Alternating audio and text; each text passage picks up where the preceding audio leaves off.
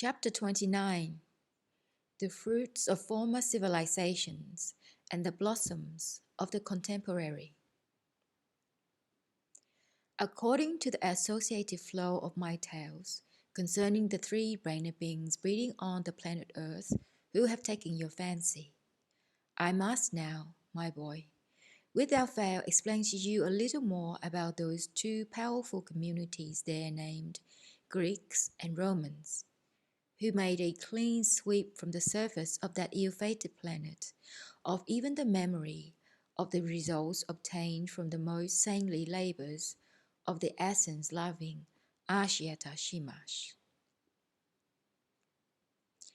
I must tell you first of all that at that period when on the surface of your planet, on the continent of Asia, there was actualized from above, within the presence of a three-brained being, the already definitized sacred conception of our now omnicosmic, very saintly Ashmesh. And later also, during the periods of his very saintly activities, and the subsequent gradual destruction by your favorites of all the results obtained from them, there also existed on the neighboring continent, then already called Europe,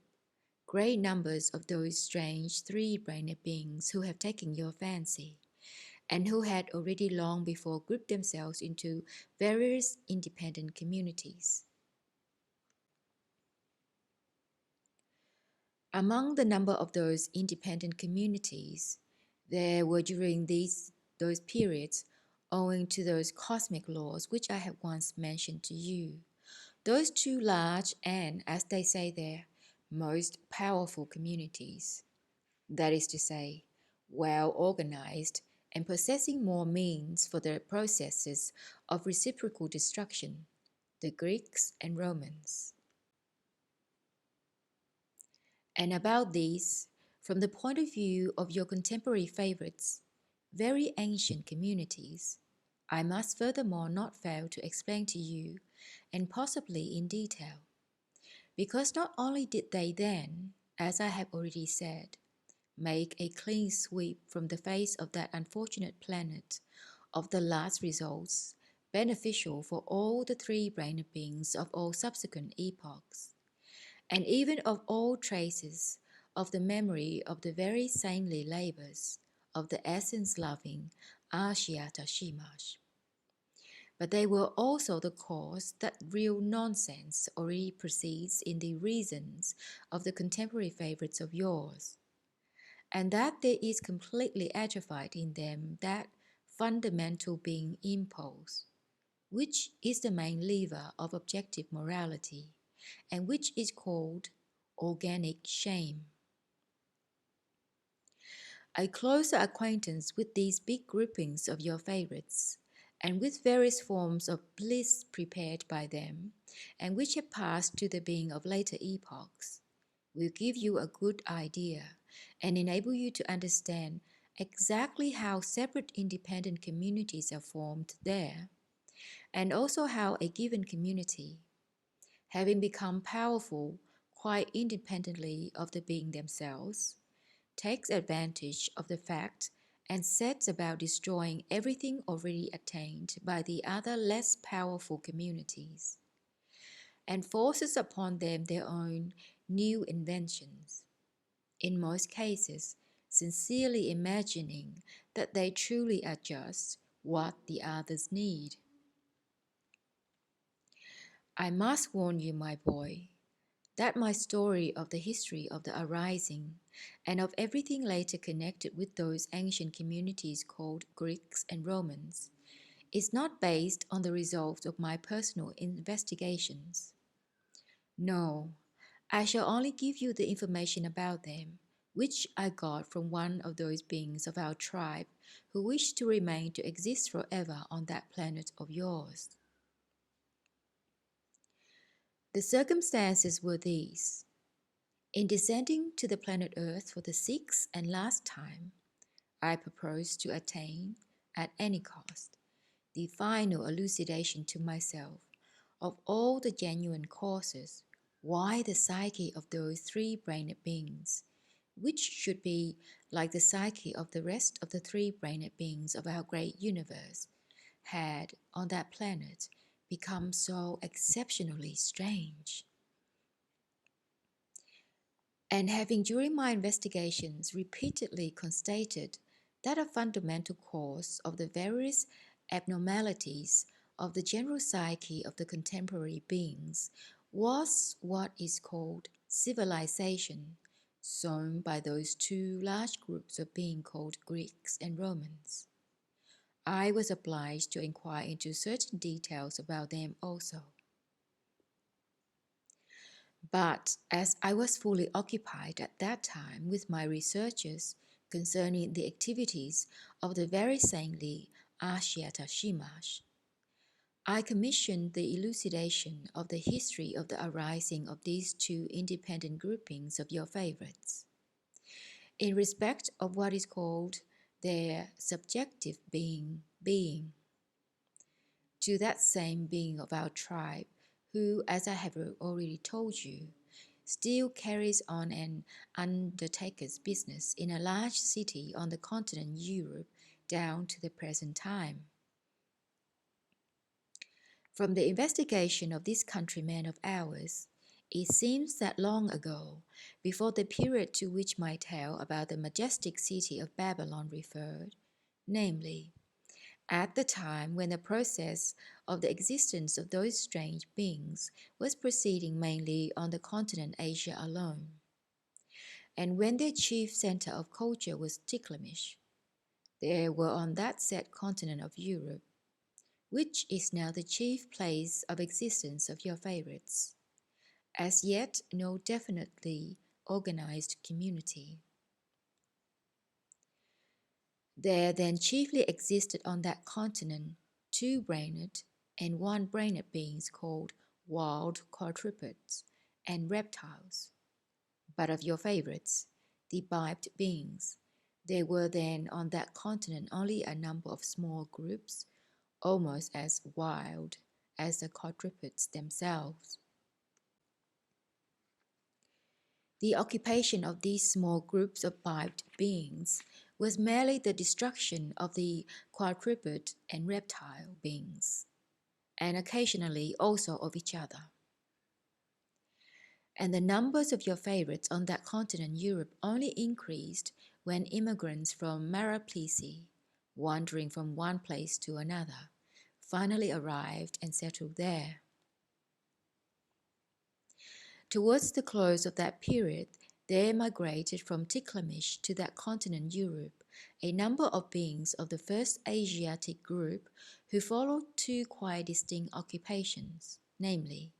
some of them were engaged in various marine occupations, and others in what are called their cattle raising and sheep farming.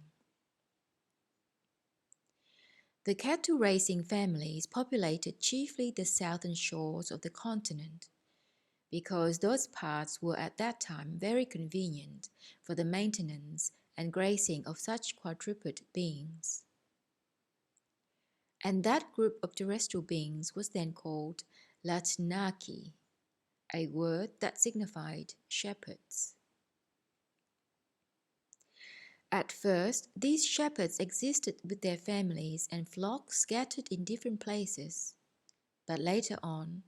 their numbers gradually increased, apart from the immigration of beings from the continent Asia having the same occupation as themselves,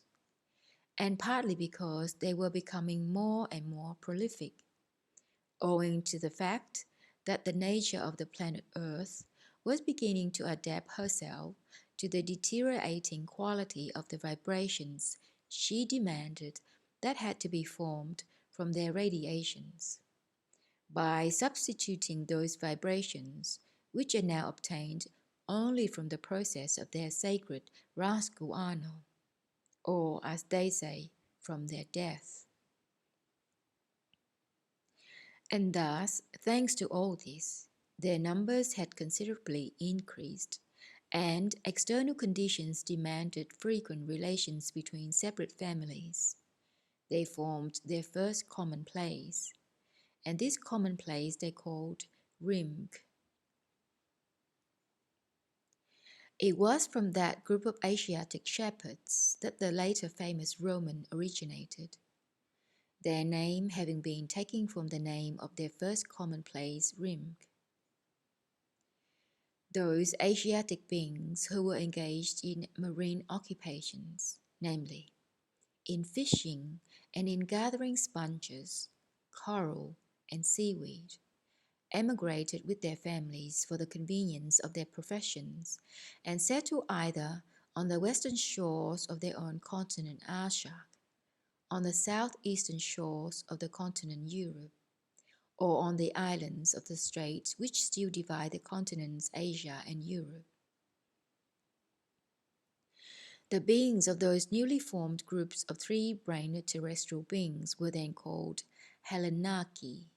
a word that meant fishermen. The number of the beings of that group also gradually increased, owing to the same causes already mentioned respecting the group of shepherds.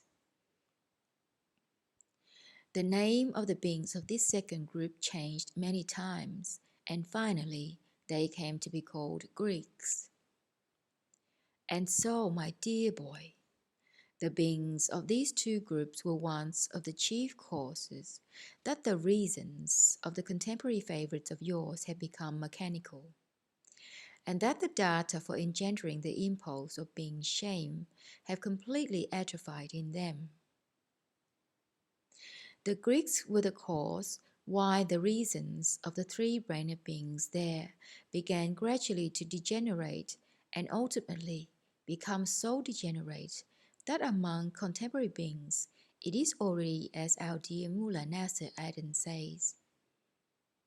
a real meal for nonsense. And the Romans were the cause why, as a result of successive changes, those factors are never crystallized in the presences of the contemporary three-brained beings there,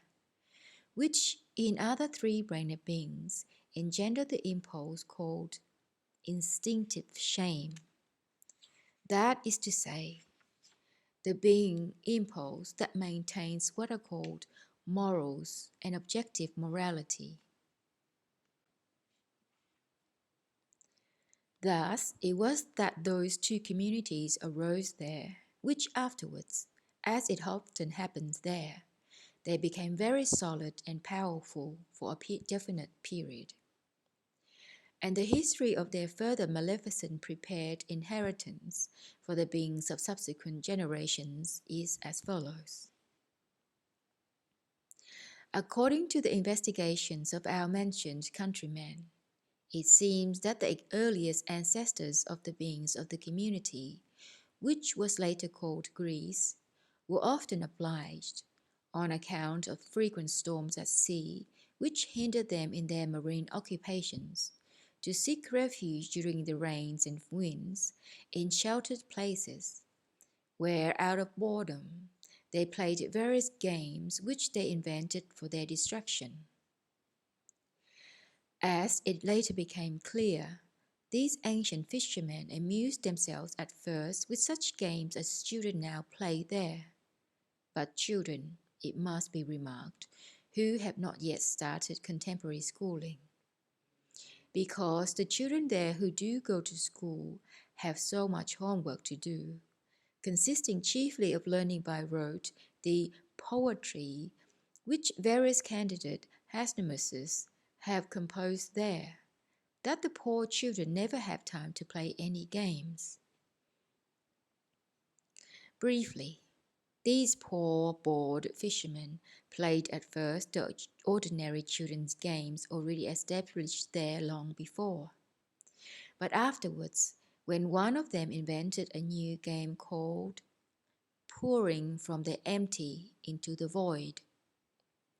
they were all so pleased with it that thereafter they amused themselves with that alone. This game consisted in formulating some question always about some fiddle-faddle or other, that is to say, a question about some deliberate piece of absurdity, and the one to whom the question was addressed had to give as plausible an answer as possible. Well, it was just this same game that became the cause of all that happened later. It turned out that among those ancient bored fishermen, there were several so bright and ingenious that they became expert in inventing, according to the principle of that peculiar game, very long explanations. And when one of them discovered how to make what was afterwards called parchment from the skin of the fish called shark, then some of these skillful fellows, just to swagger before their companions, even began inscribing these long explanations of theirs on these fish skins, employing those conventional signs which had been invented earlier for another game called mousetrap. Still a little later, when these bored fishermen had already given place to their descendants, both these inscribed fish skins and the craze for the said peculiar game passed on to the latter by inheritance, and these various new inventions, both their own and their ancestors', they called first by the very high-sounding name science. And from then on, as the craze for cooking up these sciences passed from generation to generation, the beings of that group, whose ancestors had been simple Asiatic fishermen, became specialists in inventing all kinds of sciences as these. These sciences, moreover, also passed from generation to generation, and a number of them have reached the contemporary beings of that planet almost unchanged. And hence it is that almost a half of what are called the ego-plasticuri, arising in the reason of the contemporary beings of that ill-fated planet, from which what is called a being world outlook is in general formed in beings, are crystallized just from the truths invented there by those bored fishermen and their subsequent generations. Concerning the ancient shepherds who later formed the great powerful community called Rome, their ancestors also were often forced, on account of bad weather, to put their flocks into shelter places and to pass the time together somehow or other.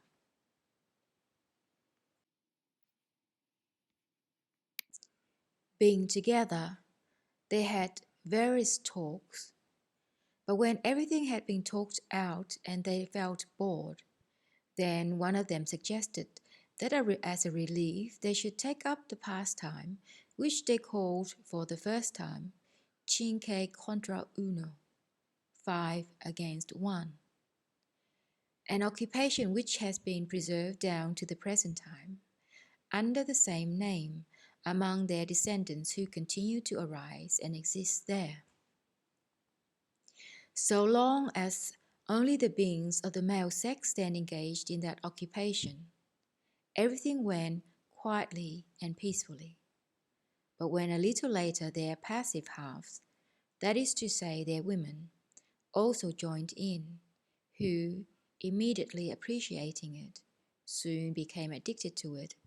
they then gradually attained in these occupations such finesses that even if our all-universal arch-cunning Lucifer should rack his honourable brains,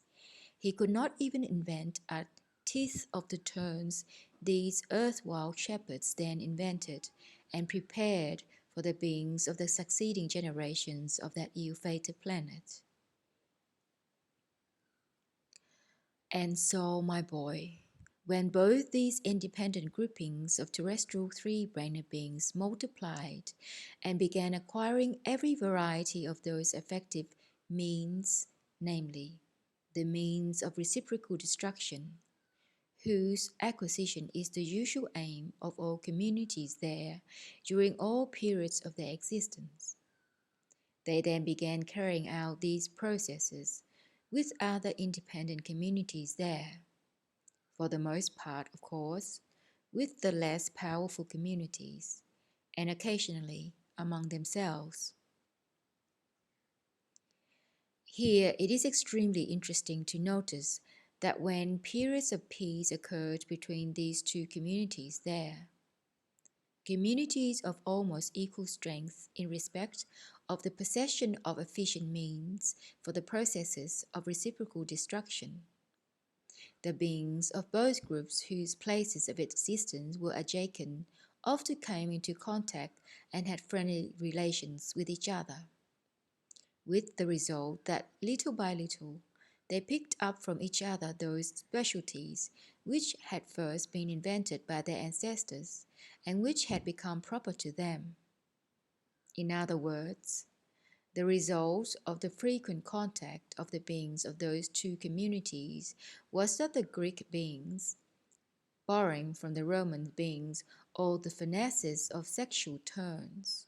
began arranging their what are called Athenian nights, while the Roman beings, having learned from the Greek beings how to cook up sciences, composed their later very famous, which is called Roman law. A great deal of time had passed since then. The inventors of both those kinds of being manifestation have already long been destroyed, and their descendants who chance to become powerful have been destroyed also. And now, the contemporary three-brained beings of that planet spend, even with emotion, more than half their existence and being energy acquired somehow or other in absorbing and actualizing unconsciously and sometimes even consciously those two ideals, the initiators of whose arising were the said-board Asiatic fishermen and shepherds. Well then, my boy, later on, it seems, when both these groupings of your favorites acquired many of the said efficient means for the successful destruction of the existence of being like themselves, and when they had become quite expert in persuading, or by potency of their means, compelling beings of other countries to exchange their inner convictions for those ideals invented by their ancestors, then, as I have said, they first conquered the neighboring community situated on the continent Europe,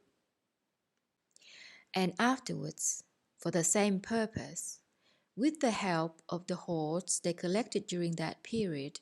turned towards the continent Asia. And there already on the continent Asia, they began spreading that maleficent influence of theirs, first among beings populating the western shores of that continent, in whom, as I have already said,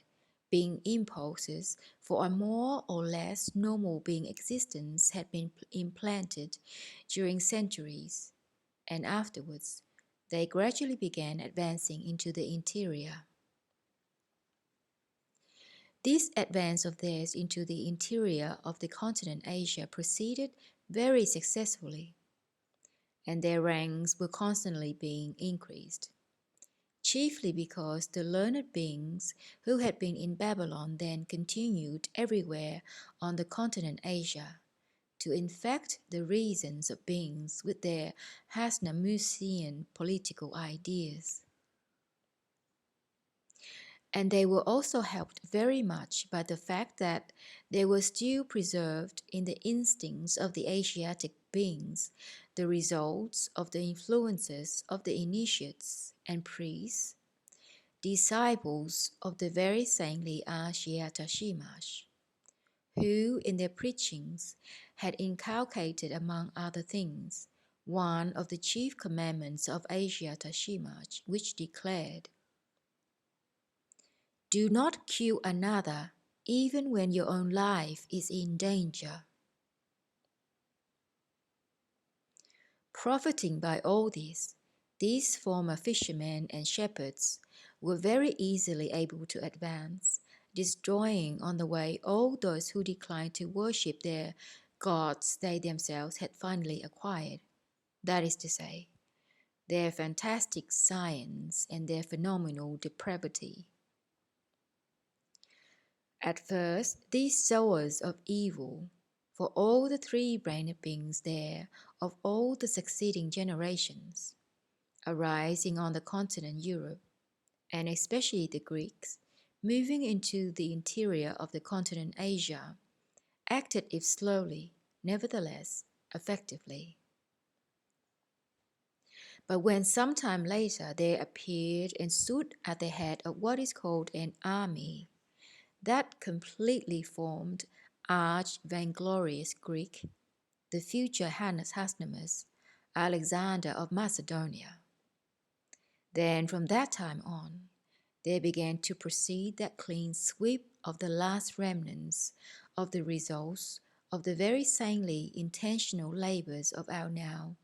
common cosmic, most very sanely Tashimash. And again there was resumed, as it is said, the old story. Although every time the place of the center of culture of your favorites, those strange three-brained beings, has been changed, and what is called a new civilization has arisen, and each new civilization has brought for the beings of succeeding epochs something both new and maleficent. Nevertheless, not one of these numerous civilizations has ever prepared so much evil for the beings of later epochs, including of course the contemporary epoch, as that famous Greco-Roman civilization. Without mentioning the large number of other minor psychic features, unbecoming to be possessed by three-brained beings, and now existing in the presences of your favorites. That civilization is mainly to blame for the complete disappearance from the presences of the three-brained beings of succeeding generations, and especially of the contemporary beings, of the possibility for crystallizing the data for sane logical mentation, and for engendering the impulse of being self-shame. Namely, the ancient Greek fantastic sciences caused complete atrophy of the former, and the ancient Roman depravity of the latter. In the early period of that Greco-Roman civilization, the said maleficent impulses, which have now become being impulses, namely, the passion for inventing fantastic sciences, and the passion for depravity, were inherent in the Greek and Roman beings alone. And later, when, as I have already said, the beings of both these communities chanced to acquire the said strength and began coming into contact with and influencing the beings of other communities, the beings of many other communities of your unfortunate favorites gradually began to be infected by these peculiar and unnatural being impulses. This took place, on the one hand, as I have already said, owing to the constant influence of both these communities, and on the other hand, owing to that peculiarity of their psyche, common to all the three-brained beings of that planet, and already well fixed in it before this, which is called their imitation. And thus, little by little, these inventions of those two ancient communities have brought it about that already, at the present time, the psyche of your favorites, shaky enough already before then, has now become so unhinged in all of them, without exception, that both their world outlook and the whole ordering of their daily existence rest and proceed exclusively on the basis of those two set inventions of the beings of that Greco-Roman civilization, namely, on the basis of fantasizing and of striving for sexual gratification. Here it is very interesting to notice that although, as I have already told you, thanks to the inheritance from the ancient Romans, organic self-shame, proper to the three-brained beings, has gradually and entirely disappeared from the presences of your favorites. Nevertheless, there has arisen in them in its place something rather like it. In the presences of your contemporary favorites, there is as much as you like of this pseudo-being impulse, which they also call shame. But the data for engendering it, just as of all others, are quite singular.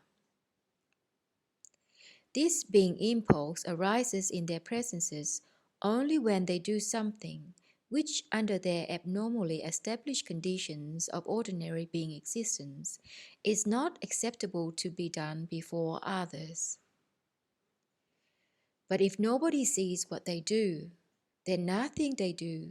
even if in their own consciousness and their own feelings it should be undesirable,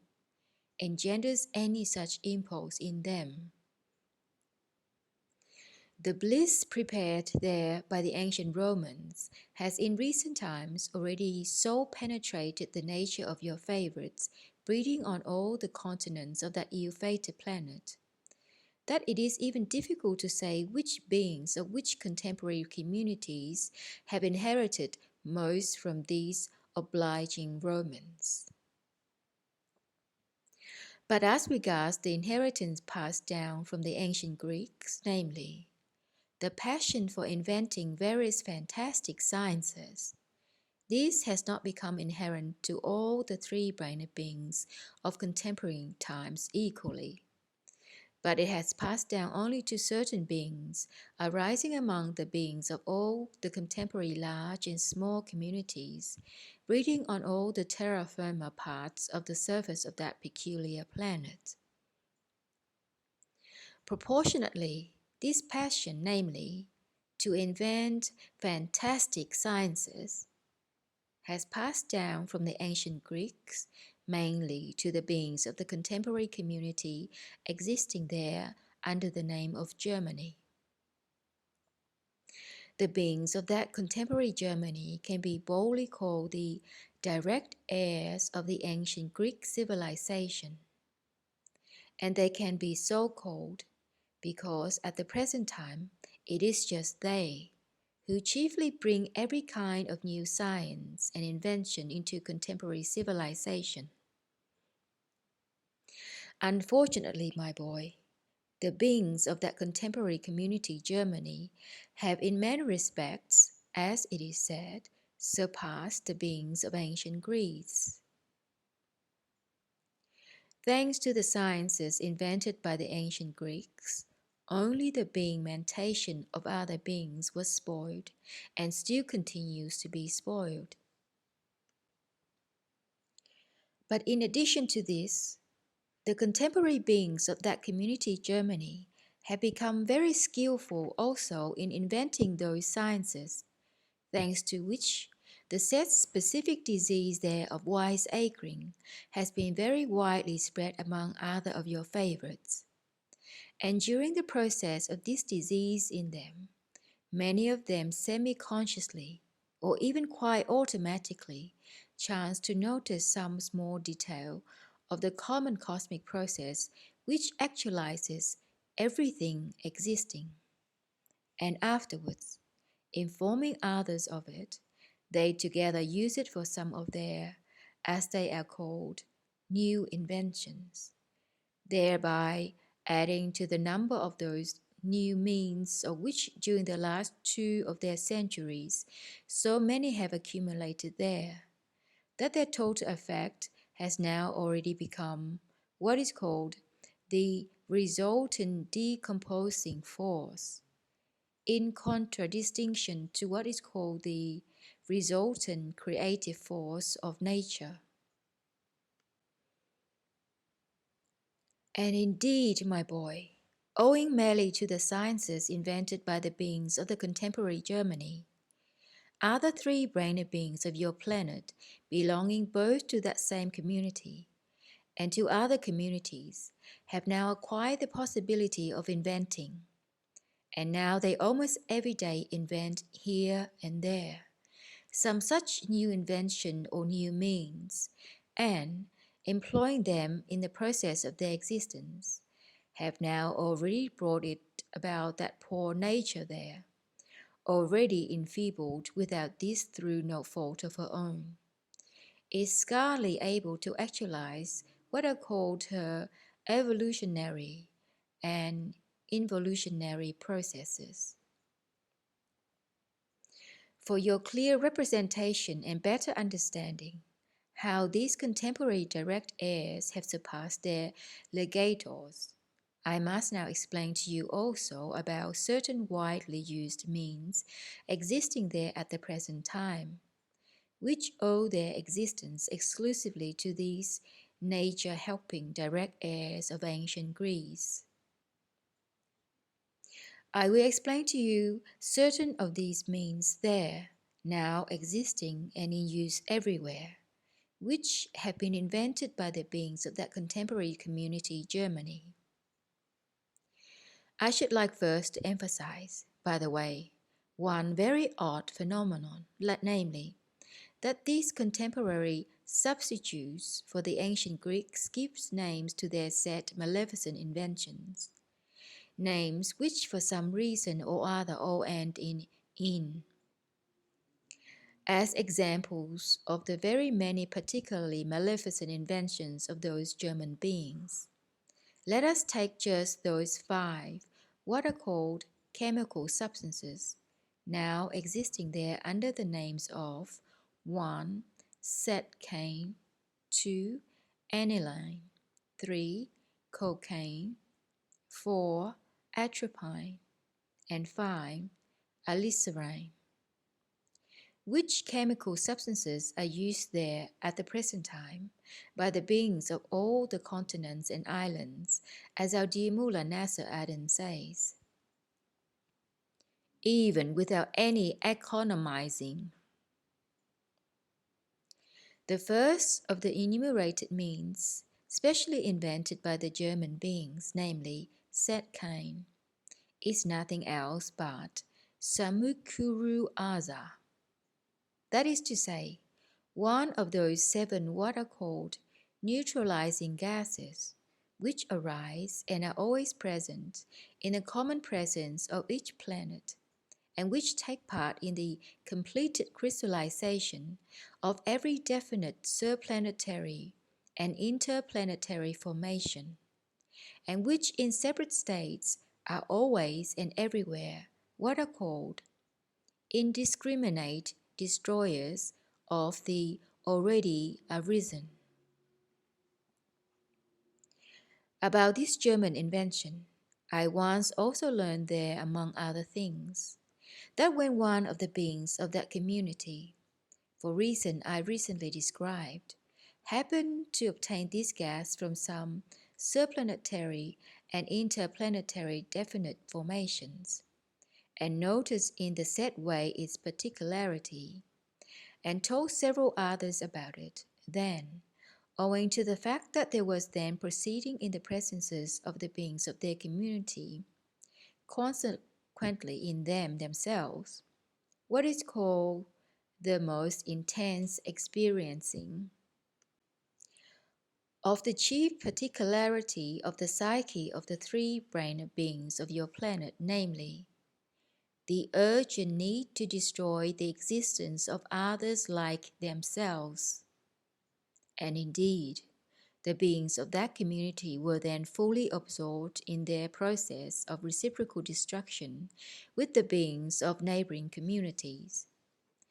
These others thereupon at once enthusiastically decided to devote themselves entirely to finding means to employ the special property of that gas for the speedy mass destruction of the existence of the beings of other communities. Having begun their practical researches with this aim in view,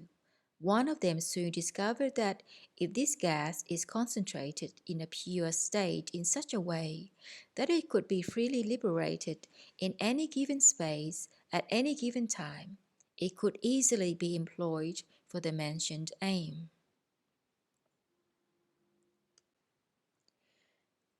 That was sufficient, and from then on, this gas,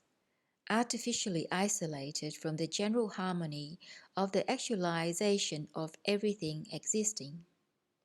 began to be liberated in a certain way into space by all the other ordinary beings of that community during the processes of reciprocal destruction,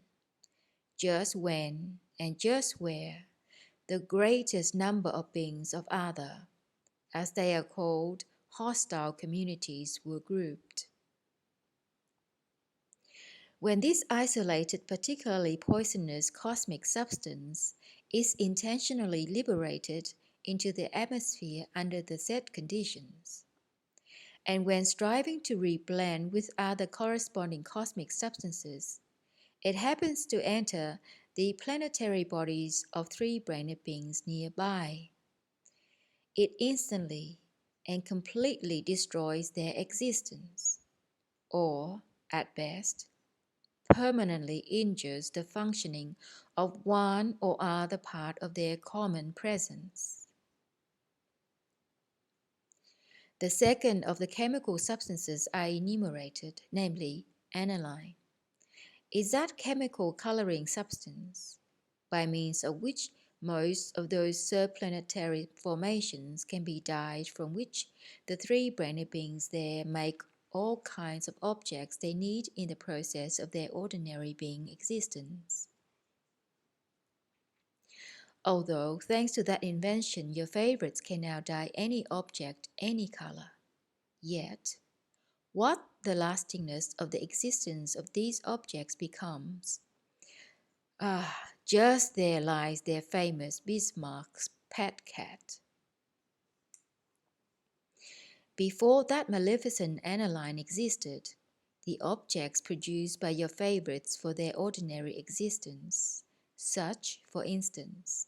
as what are called carpets, pictures, and various articles of wool, wood, and skin, were dyed with simple vegetable dyes, which they had learned during centuries how to obtain. And these just enumerated objects would formerly last from 5 to 10 or even 15 of their centuries. But now, thanks merely to the aniline, or to dyes of other names into which this same aniline enters as the basis, there remains of the objects dyed with new colors at most, after about 30 years, only perhaps the memory of them.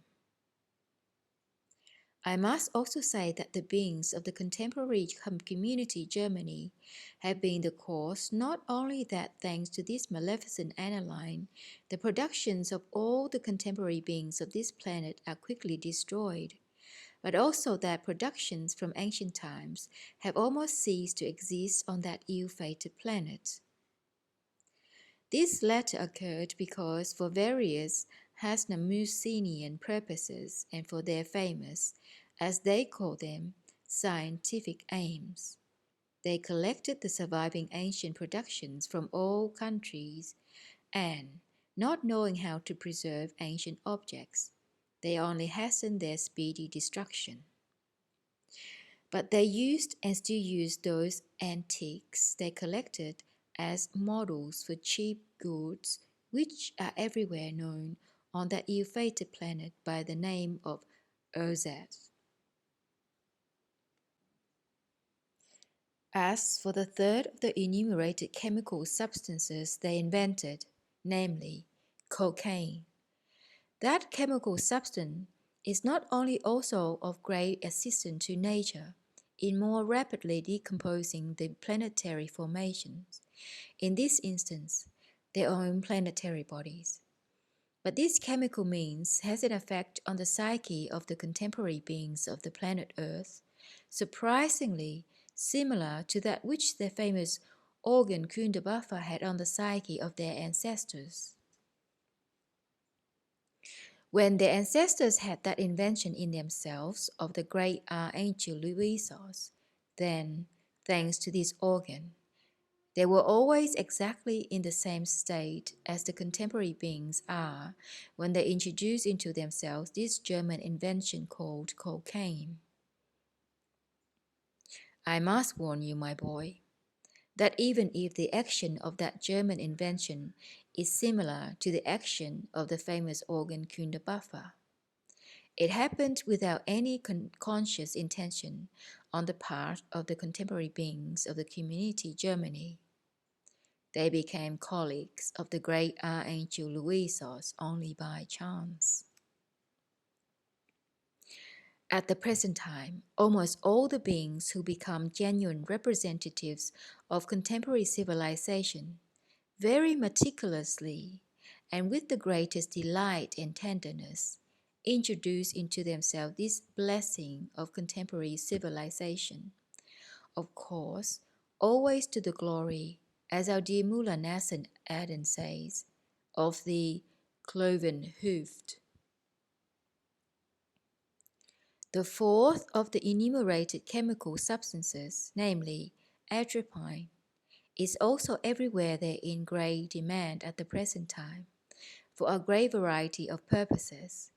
but its most common use is for a certain exceedingly strange purpose. It seems that thanks to the same abnormally established conditions there of ordinary being existence, their organ of sight has acquired the property of regarding the faces of others as good and pleasing only when they have dark eyes. And when this chemical substance, called atropine, is in a certain way introduced into the eyes of beings, the pupils become dilated and darker. And because of this, most of them introduce this atropine into their eyes,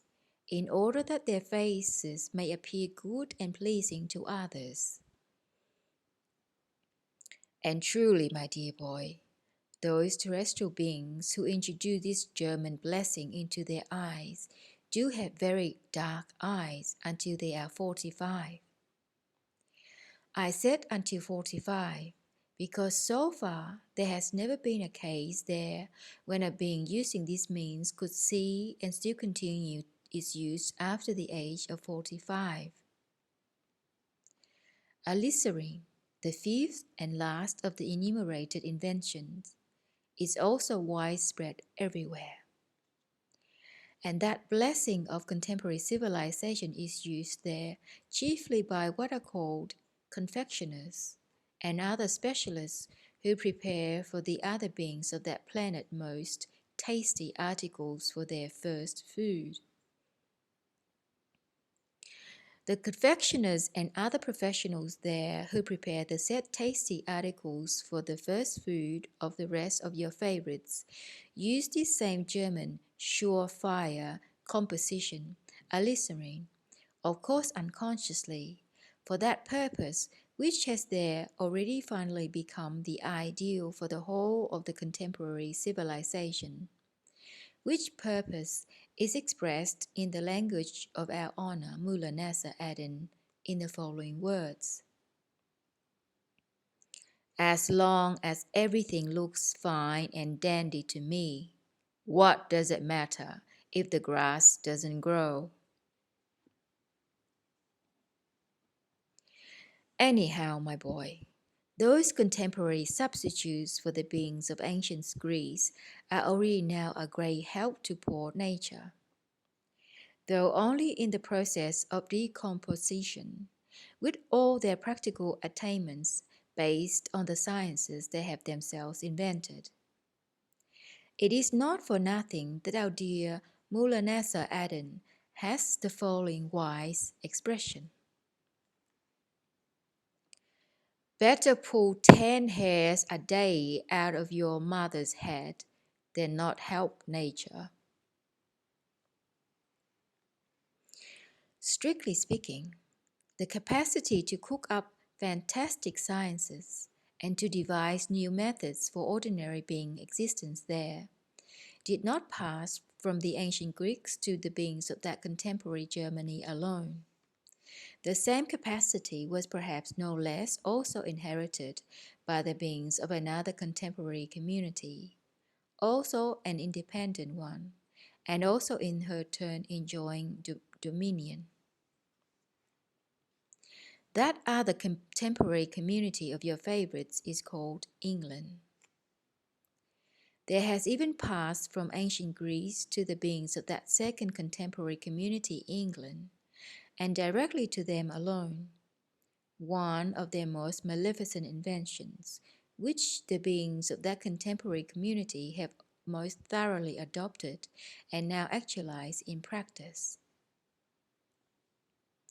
This particularly maleficent invention of theirs, the ancient Greeks called the aphoron, and the contemporary beings called sport.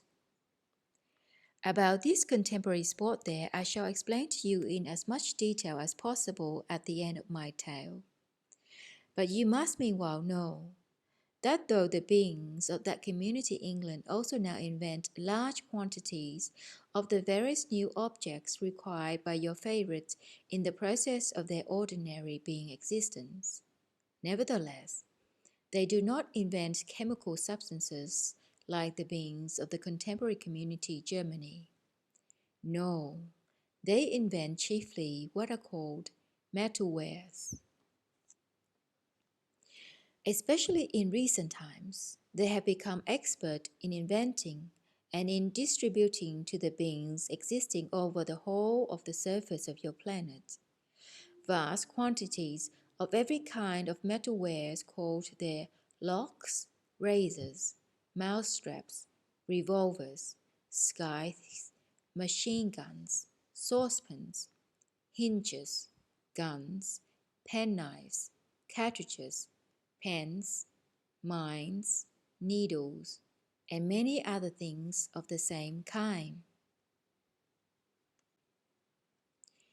And ever since the beings of this contemporary community started inventing these practical objects, the ordinary existence of the three-brained beings of your planet has been, just as our dear Mullah Nasser Adam says, not life but free jam. The beings of that contemporary community have been the benefactors of the other contemporary beings of your planet, offering them, as they say there, philanthropic aid, especially as regards their first being duty, namely, the duty of carrying out from time to time the process of reciprocal destruction. Thanks to them, the discharge of that being duty of theirs has gradually become for your contemporary favorites the merest trifle. In the absence of those inventions, it used to be exceedingly arduous for those poor favorites of yours to fulfill that being duty, but because they were formerly forced to spend a good deal of sweat for it. But thanks to the adaptations of every kind invented by those contemporary beings, it is now, as again our esteemed Mullah Nasser Adam says, just roses, roses. The contemporary beings now scarcely need to make any effort whatsoever in order to destroy completely the existence of beings like themselves. Sometimes, sitting quietly in what they call their smoking rooms, they can destroy, just as a pastime as it were, tens and sometimes even hundreds of others like themselves. I might as well now, I think, tell you a little also about the still existing direct descendants of the beings of the mentioned Greek-Roman civilizations. The descendants of the beings of the once great and powerful community in Greece there still continue to exist and also to have their own independent community. But for the other independent communities there, they have at the present time scarcely any significance whatever. They already no longer do as their ancestor did there, who was supreme specialist in cooking up all kinds of fantastic sciences. For if a contemporary Greek cooked up a new science, the beings of the other communities of the present time would not pay it the smallest attention. And they would pay no attention to it, chiefly because that community has not at the present time enough of what are called guns and ships to be for the other contemporary beings there what is called an authority. But though the descendants of the former great Greeks, namely the Greeks of the present time, have lost the trick of being what is called an imagined authority for other three-brained beings there, they have now perfectly adapted themselves there on almost all the continents and islands to keeping what are called shops, where without any haste, slowly and gently, they trade in what are called sponges, hava, rahat lokum,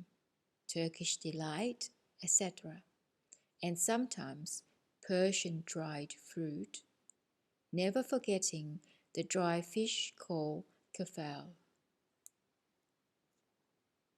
And as for the descendants of the famous Romans,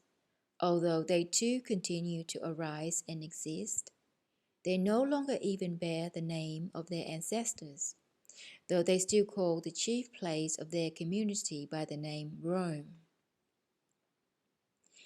The contemporary beings of the community formed by the descendants of those former shepherds, afterwards the great Romans, are called by the other beings there Italians. Except for that specific being impulse, which the ancient Roman beings were the first on that planet to crystallize in their presences, and which subsequently spread gradually to all the other three-brained beings of that planet, scarcely anything else had passed by inheritance from their ancestors to these beings called Italians. The beings of that contemporary community Italy exist at the present time very quietly and peacefully, doing nothing more than unostentatiously inventing ever new forms of their harmless and very innocent what is called macaroni. Nevertheless,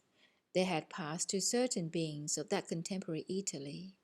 by heredity from their ancestors, one special and very peculiar property called giving pleasure to others. Only they manifest this inherited need, that is to say, this giving pleasure, not towards beings there like themselves, but to beings of other forms.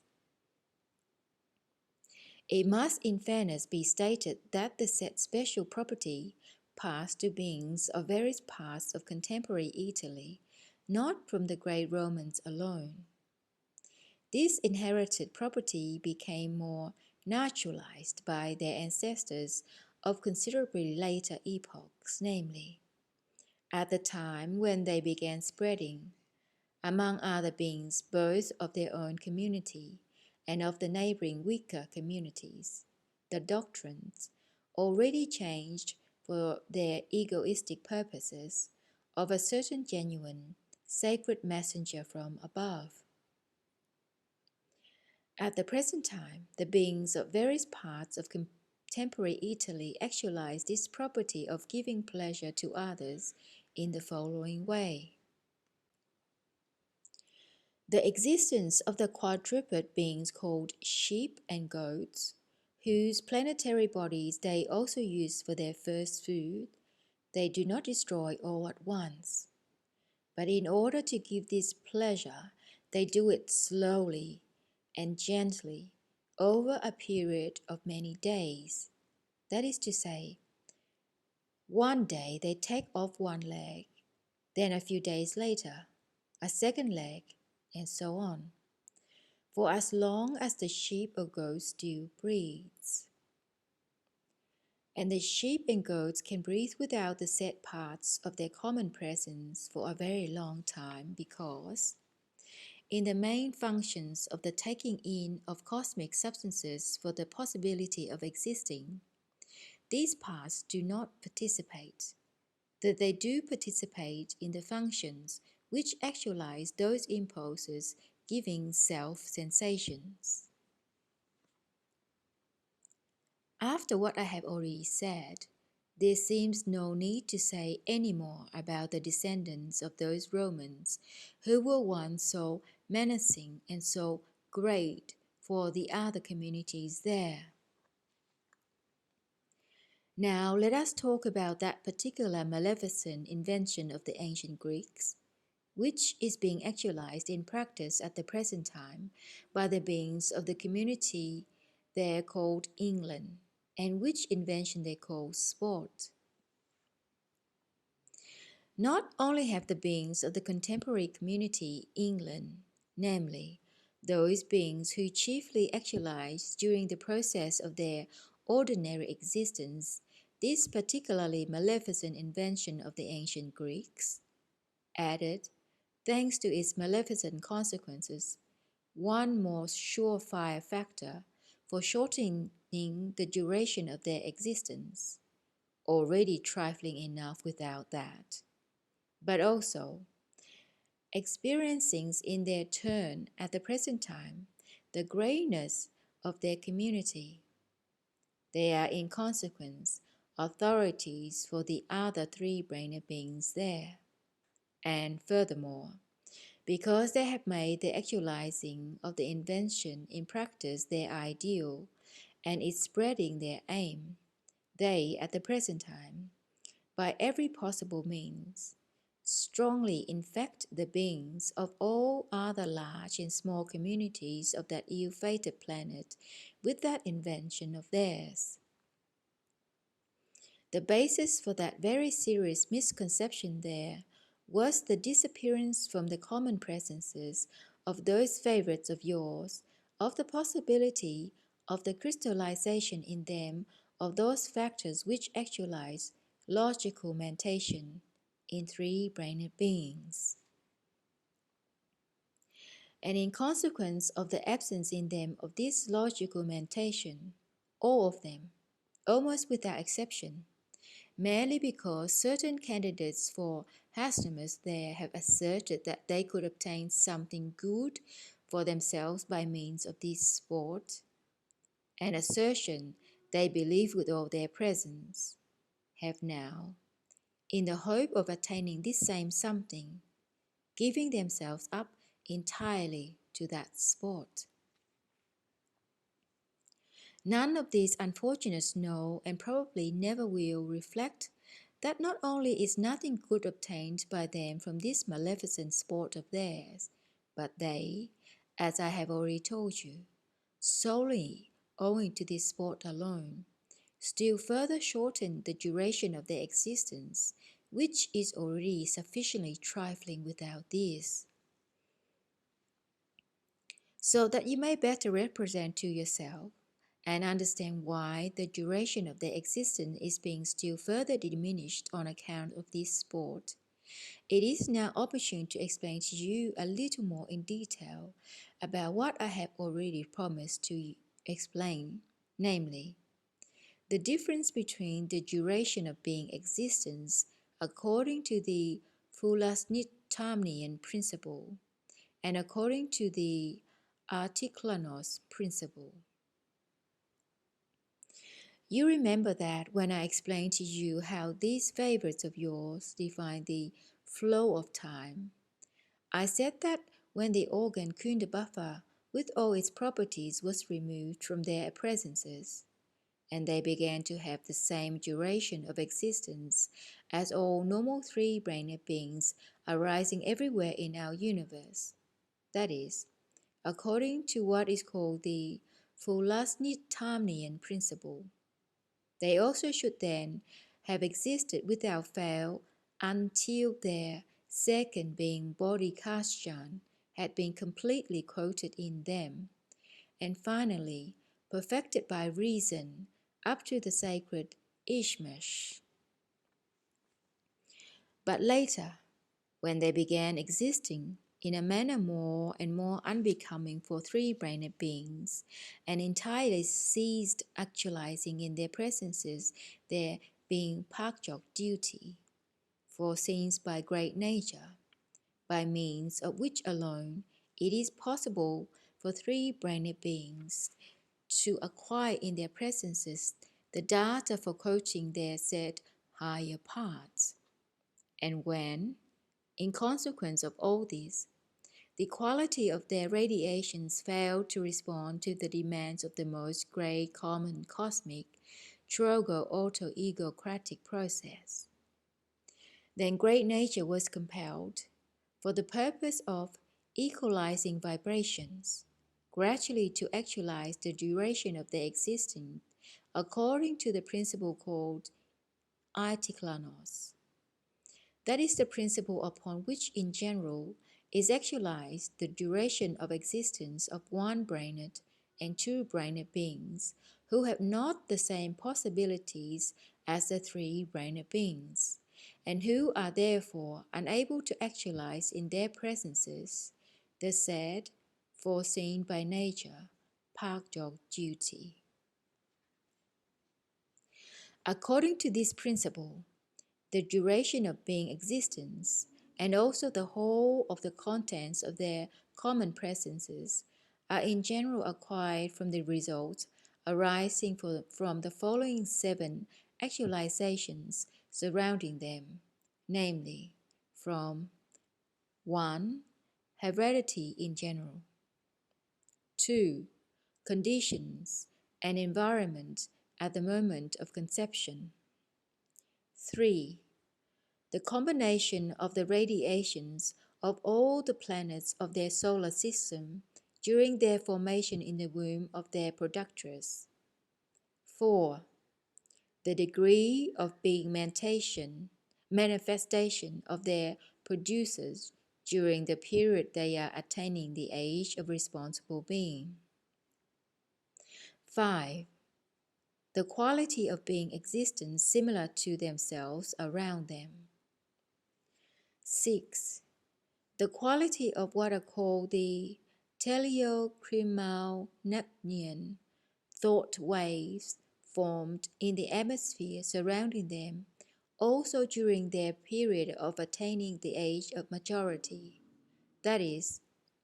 the sincerely manifested good wishes and actions on the part of what are called the beings of the same blood. And finally, 7. The quality of what are called the being egoplasticuri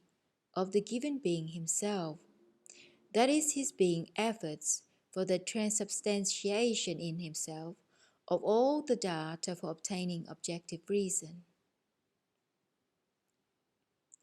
The chief particularity of existence according to this principle Itoklanoz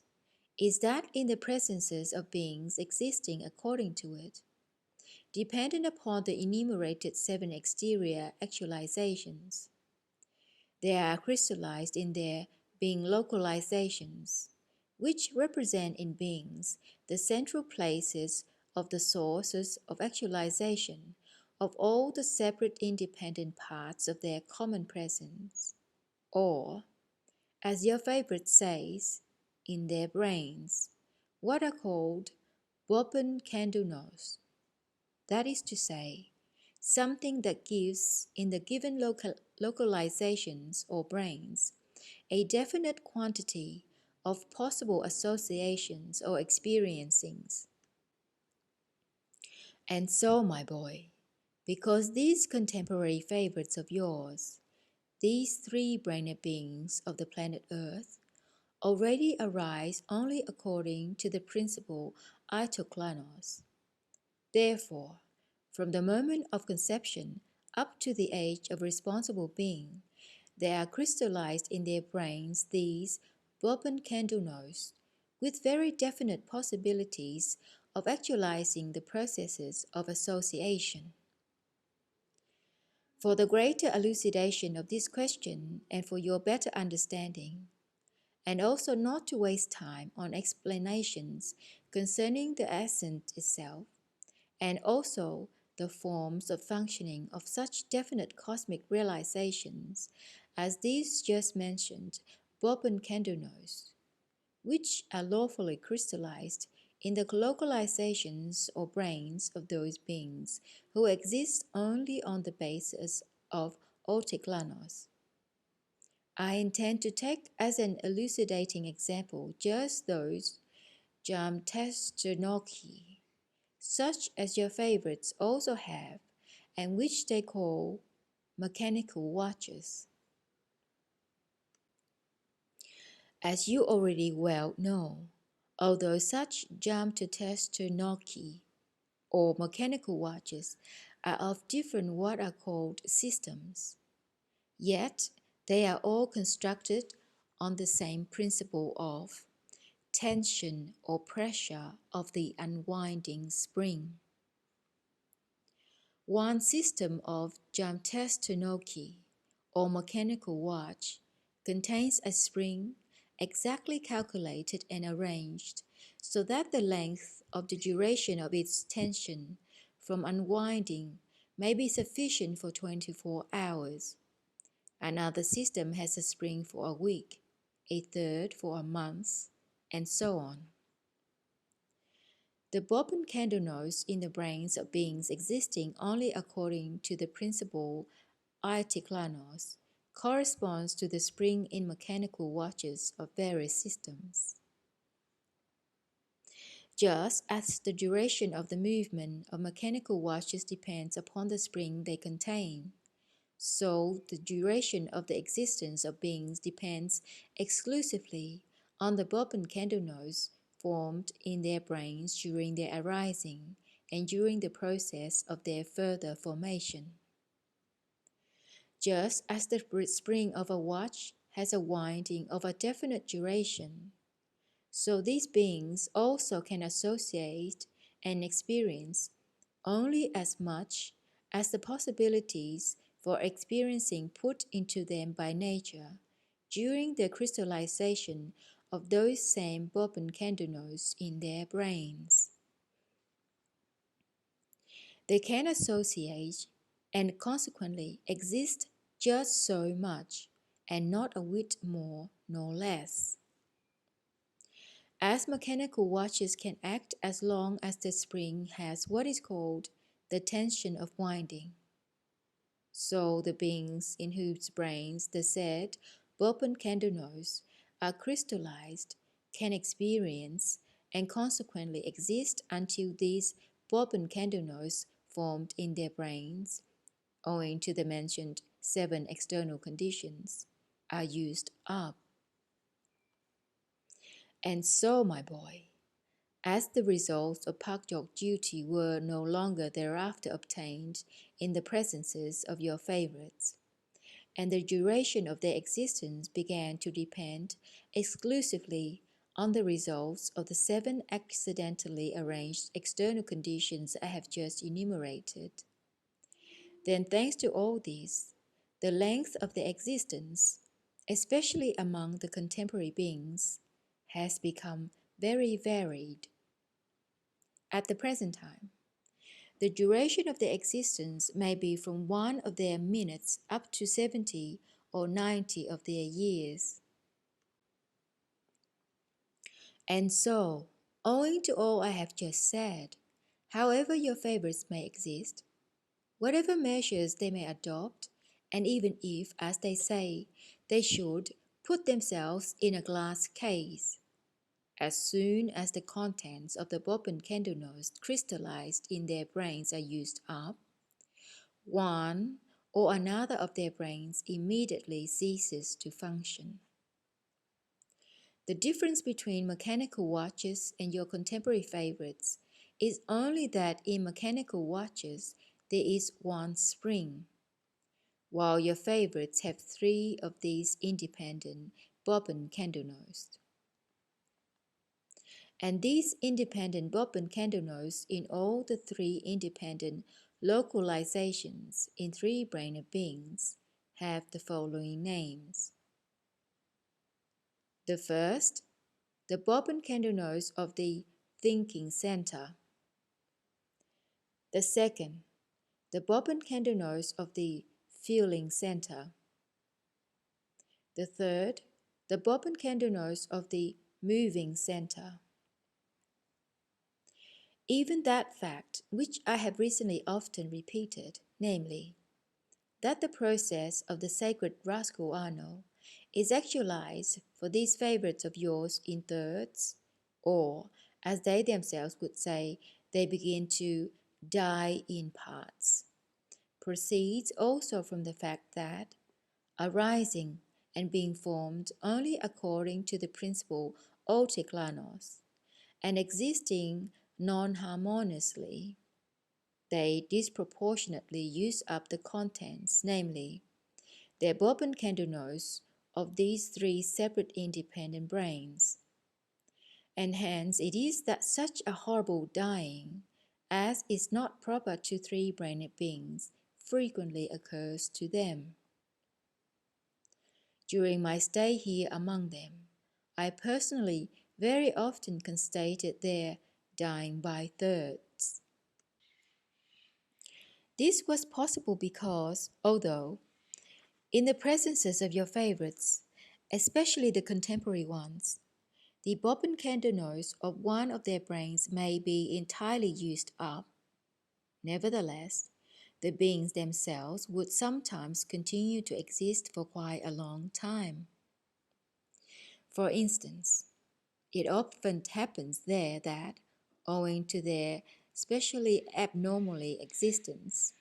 the contents of one of the Bobbin-kandelnost may be used up in one of them. And if it is of the moving center, or as they themselves call it, the spinal brain, then although such a contemporary 3-brained being there continues to think and to feel, yet he has already lost the possibility of intentionally directing the parts of his planetary body. Here it is interesting to notice that when one of your contemporary favorites already partially dies for good in this way, then their contemporary Zerlichners, or as they are called, physicians, look upon such a death as most certainly a disease, and with every kind of wiseacring that has become proper to them, start treating it. And they give these supposed diseases every sort of name consonant with an ancient language utterly unknown to them, called Latin. The very widely spread diseases there with such names as the following: hemiplegia, paraplegia, paralysis progressiva, essentialis, tapes dorsalis, paralysis agitans, sclerosis disseminata, and so on and so forth. Such death by thirds there on the planet Earth, which has taken your fancy, have occurred particularly frequently during the last 2 centuries, and they occur to those of your favorites who, thanks either to their profession or to one of their what are called passions, arising and acquired by the beings belonging to all large and small communities there, on account of the same abnormally arranged conditions of their ordinary being existence, have during their being existence lived through in a greater or smaller degree the contents of the Bobbin-kandelnost of one or another of their being brains. For instance, a 1/3 death on account of the Bobbin-kandelnost of the moving center or spinal brain often occurs there among those terrestrial beings who give themselves up to that occupation which the beings belonging to the contemporary community England now practice, thanks to the maleficent invention of the ancient Greeks, and which maleficent occupation they now call sport. The character of the pernicious consequences of that maleficent occupation there you will well understand when I tell you that during my stay among those favourites of yours, I once prepared a special section of my statistic for elucidating to myself how long these three-brained beings there can exist, who become what are called restless by profession. And never once in those statistics of mine did I notice that any of them had existed longer than 49 of their years. And a one-third death through the premature using up of the Bobbin-kandelnost of the feeling center occurs for the most part among those terrestrial beings who become by profession what are called representatives of art. Most of these terrestrial professionals, especially the contemporary ones, first fall ill with one or another form of what is called psychopathy, and thanks to this, they later in their psychopathy intentionally learn, as they say, to feel, and thereafter repeatedly feeling these abnormal being impulses, they gradually use up the contents of the Bobbin-kandelnost of their feeling center, and thus disharmonizing the tempo of their own common presences, bring themselves to that peculiar end, which is not often met with even among them there. Here, by the way, it is very interesting also to notice that the one-third death through the feeling center occurs among your favorites also thanks to one very peculiar form of psychopathy called their altruism. And concerning premature partial death through the Bobbin-kandelnost of the thinking center, the deaths of this kind among your favorites occurred in recent times more and more frequently. This kind of death through the thinking center occurs there chiefly among those favorites of yours who try to become or have already become scientists of new formation, and also among those who during the period of their existence fall ill with the craze for reading what are called books and newspapers. The result among those three-brained beings there of reading superfluously and associating only by thoughts is that the contents of the Bobbin-kandelnost of their thinking center are exhausted before the contents of the Bobbin-kandelnost of their other being centers. And so, my boy, all these misfortunes, namely the shortening of the duration of their existence, and also many other consequences, maleficent for them themselves, occur to your favorites exclusively only because they have even until now not yet learned of the existence of the cosmic law called equalization of many-sourced vibrations. If only such an idea occurred to them, and they were merely to perform their usual wiseacrings with it, perhaps then they would get to understand one very simple, as they call it, secret. I admit that somebody would be certain to understand this secret because, in the first place, it is simple and obvious, and secondly, because they discovered it long ago, and they even often employed it in what they call practical use. They even used this simple secret to which I referred for those mechanical watches which we took for comparison as an elucidating example concerning the duration of their existence. In all the mechanical watches of various systems, they use this set simple secret for regulating what is called the tension of the set spring or the corresponding part of the general mechanism of the watch, and it is called, it seems, the regulator. By means of this regulator, it is possible to make the mechanism of a watch, wound for instance for 24 hours, go a whole month. And on the contrary, thanks to this regulator, it is possible to make the same winding for 24 hours finish in 5 minutes.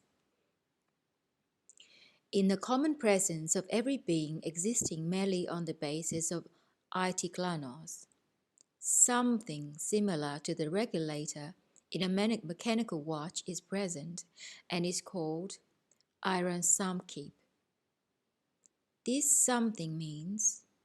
not to give oneself up to those of one's associations resulting from the functioning of only one or another of one's brains. But even if they should understand such a simple secret, it would be all just the same. They still would not make the necessary being effort quite accessible even to the contemporary beings, and thanks to which, by the foresight of nature, beings in general acquire the possibility of what is called harmonious association, by virtue of which alone energy is created for active being existence in the presence of every three-brained being, and consequently in them themselves. But at the present time, this energy can be elaborated in the presences of your favorites only during their quite unconscious state, that is to say, during what they call sleep. But in your favorites, especially in your contemporary favorites, who exist constantly passively under the direction of only one of the separate spiritualized parts of their common presence, and thereby constantly manifest themselves entirely by their factors for negative properties also lawfully arising in them. And hence, by negative manifestations, there proceeds in them that same disproportionate expenditure of the contents of their various Bobbin-kandelnost. That is to say, the possibilities placed in them by nature according to law, of action by only one or only two of their brains, are always experienced, in consequence of which the contents of one or two of their Bobbin-kandelnost are prematurely exhausted. Whereupon, just like those mechanical watches in which the winding is run down or the force of their regulators is weakened, they cease to act. Some time later, I shall explain to you in detail not only why, when beings existing only according to the principle Itoklanoz exist by the direction of only one or two of their spiritualized sources, and not harmoniously, that is to say, with all three combined and in agreement, that particular brain of theirs in which there were superfluous associations is prematurely used up in them,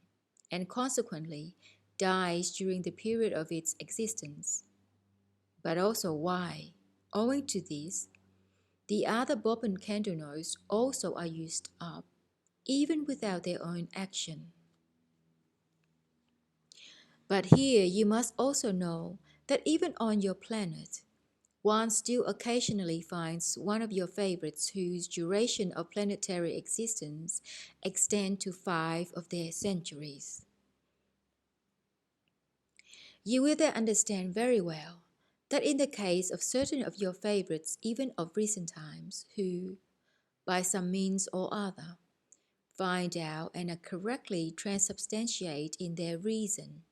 concerning certain details of the law of association proceeding in the separate brains of beings, and also concerning the reciprocal action of these independent associations, and who exist more or less according to what I have said, the Bobbin-kandelnost formed in their separate being brains are not used up, as they are among the other beings there, but their common presence acquires the possibility of existing much longer than the other three brainer beings there. During my stay there for the last time, I myself personally met several of these terrestrial contemporary three-brainer beings who were already 2, 3, and even about 4 of their centuries old.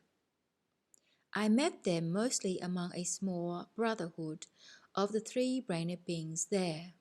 composed of beings from almost all of their what are called religions, and whose permanent place of existence was in the middle of the continent Asia.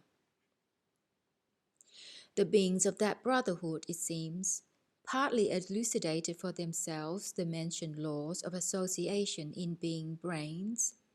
and in part such information reached them from ancient times through genuine initiates there. As for that same contemporary community, whose beings have become the chief victims of that particularly maleficent invention of the beings of the said ancient civilization, they not only now use it in the process of their own existence, but they try to infect strongly the beings of all the other communities with the same evil. Moreover, owing to that maleficent sport of theirs, these unfortunates not only still further diminish the duration of their own existence, already trifling without this, but thanks to that action of theirs, they will, in my opinion, eventually entail for their community what quite recently occurred to a large community there named Russia.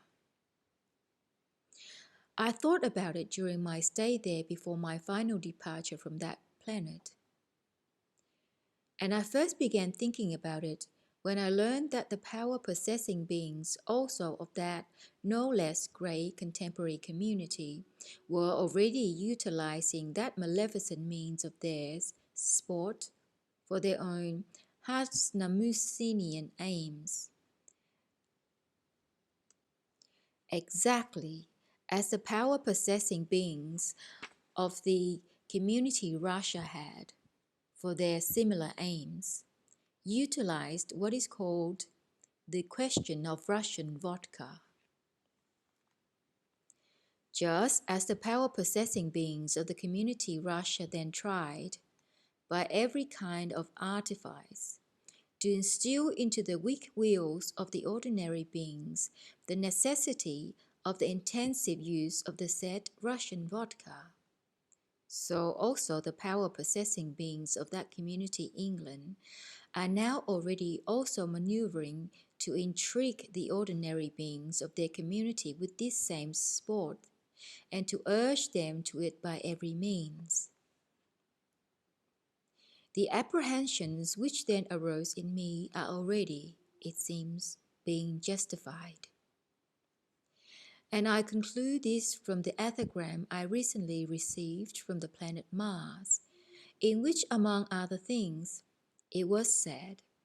that though there are more than 2.5 millions of what are called unemployed beings in that community in England, yet the power-possessing beings there take no measures concerning this, but endeavor to spread still more widely among them that same famous sport of theirs. Just as in the large community Russia, the contents of all what are called newspapers and magazines used to be always devoted to the question of Russian vodka, so now in that community England, more than half of the text of all their evil sowers is devoted to that famous sport.